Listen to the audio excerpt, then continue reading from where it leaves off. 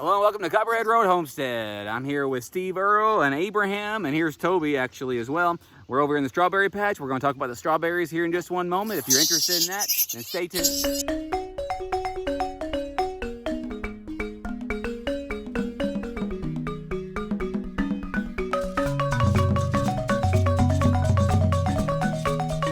Steve Earle. He still needs to be castrated. We're going to do that pretty soon. Anyway, we're over here with the strawberries, and I noticed a couple things, and I thought you might be interested in seeing them. Do you want to hold Steve? So over here are my strawberry plants. I've got a whole patch of them over here. You can see behind me. I tried planting them in straight rows, but that didn't work out. Either my vision is a little cockeyed or something else. I don't know.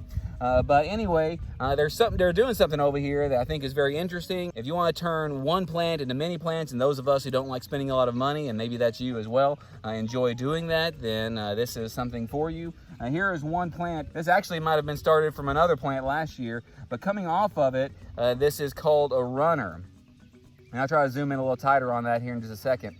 But it's actually, you can see really closely, if you look really closely over here, you can see a couple of roots already coming off of it. And what it's going to do is it's going to come over here and it's going to start rooting into the ground right here. And it's got a second one as well. So this one runner will start 2 new plants. And actually, it's got another runner over here. You see it? And another runner's coming out over here. So the kids have been picking strawberries off of it all spring since they started seeing it. There's actually a little comfrey over here growing up as well. They've been picking strawberries off of them all spring. They're kind of small strawberries, but they are very tasty. And I'll show you this fall whenever it starts getting cold. What I'm planning on doing is taking a bunch of hay and straw and putting on top of this, and only the strongest and best will survive. I picked that up from Paul Gauchi. He mentioned that in one of his videos. He does the Back to Eden garden. I put this in last year, and I laid down a bunch of cardboard boxes on the ground in a row with a space about 6 inches between them, and then I put wood chips on top of all those, and then I planted the strawberries in those rows in between, and I've got about 3 rows. I planned on doing a little bit more, but I didn't get finished with it. They've done quite well. They could have done better, but I've kind of just left them alone. I haven't really done anything at all with them, and we've got a bunch of strawberries off of it already this year. There's a bunch of little strawberries that's coming up now. They probably would last a little bit longer if the kids wouldn't pick them so early, but they come out here just about every morning and sometimes in the afternoon as well and pick strawberries. So kids are only young once, and a lot more important than the strawberries are our children. So we've got plenty of food, and they get this experience, and hopefully they'll take that with them. But they come out here and they pick strawberries all the time.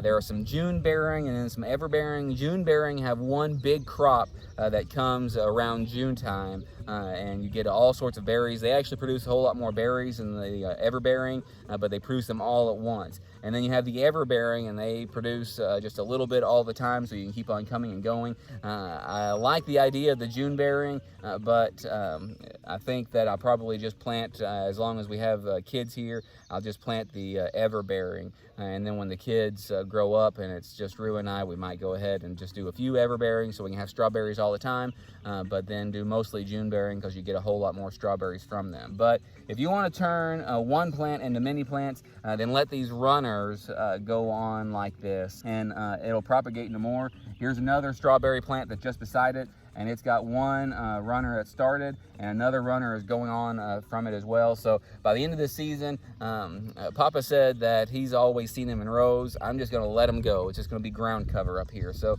you'll have to watch where you step through here, and it'll just keep on propagating and propagating. And this little patch right now, it's a little patchy, will turn into a whole lot more strawberries. There have been some of our things that have tasted a little funny, and some people have suggested that it's because of the wood chips, but these strawberries don't have a funny taste to them at all. And there's not a whole lot of weeds. There are some that are coming in here, but I've been trying to weed just a bit as we go and pick them up. I'll tell the kids to start pulling up some weeds as well. That's all we've got for now. So me and Steve Earle are going to just go on about our business. If you like things like this, then like and subscribe, hit that notification bell and select all so you never miss a notification. And make sure to come back every Sunday night at 8 p.m. We have a live stream at 8 p.m. Central Time. We also have that goat cam, so check that out as well. That's all for now. Thanks.